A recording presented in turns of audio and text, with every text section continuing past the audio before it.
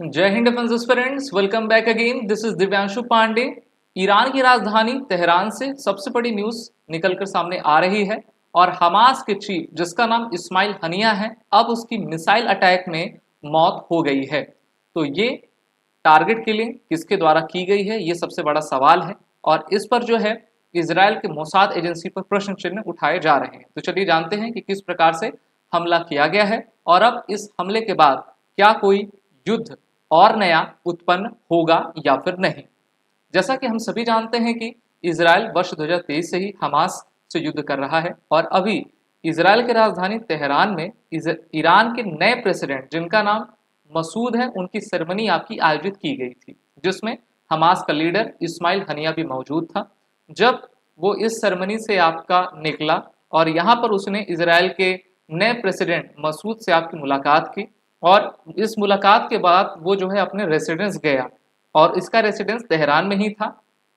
और हम सभी जानते हैं जब भी इतनी बड़ी सेरेमनी की जाती है और इम्पोर्टेंट लीडर्स आते हैं तो सिक्योरिटी किस प्रकार से चाक चौबंद रहती है। लेकिन इसी बीच क्या होता है, एक मिसाइल हमला होता है और इसमें कहा गया है कि Hamas said Ismail Haniyeh was killed in the precarious Zionist raid on his residence in Tehran Tuesday morning. The group said an investigation is on to find out more details about the attack. तो ये अभी details पर ये देख रहे हैं।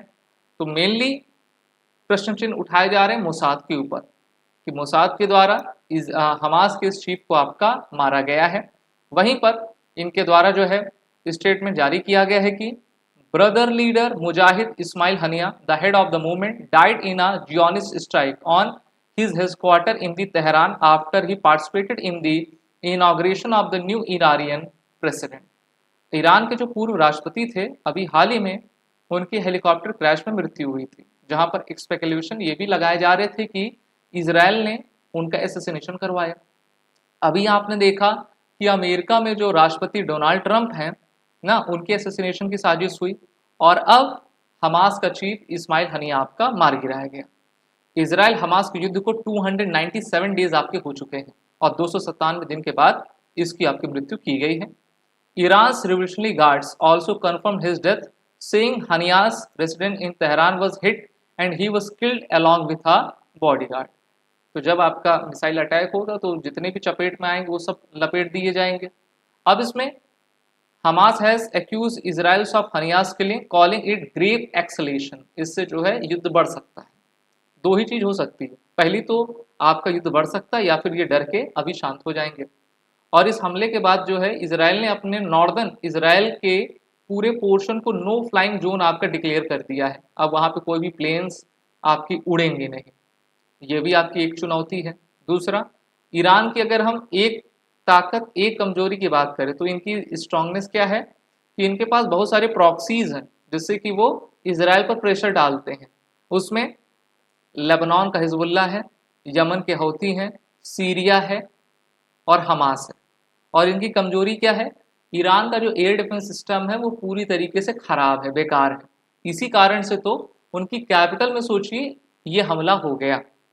और यहाँ पर कहा जा रहा है कि इजरायली मिनिस्टर जो कल्चर मिनिस्टर हैं, इनका नाम एमिके इला है, उन्होंने कहा है कि इनके स्टेटमेंट में पढ़ के बता दो, this is the right way to clean the world from this fleet. उन्होंने कहा, ये मिनिस्टर हैं इसराइल के, उन्होंने कहा है कि यही सही तरीका है कि हम दुनिया की गंदगी को इसी प्रकार से खत्म करते जाएं।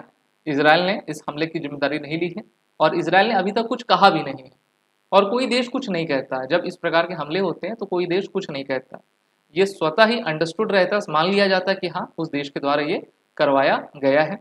ये मैप आप देख सकते हो कि गाजा स्ट्रिप और इसराइल का मैप है। गाजा स्ट्रिप पर अभी पूरी तरीके से इसराइल की फोर्सेस आपकी गई हुई हैं।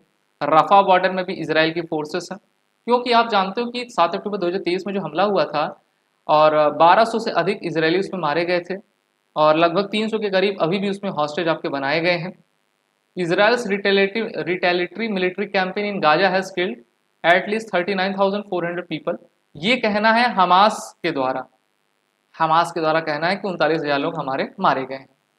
Haniyeh was elected head of the Hamas political bureau in 2017 to succeed Khalid Mishal, considered a pragmatist, Hania lived in exile and split his time between the Turkey and the Qatar. अधिकतर इसका समय Qatar में ही आपका बीतता था.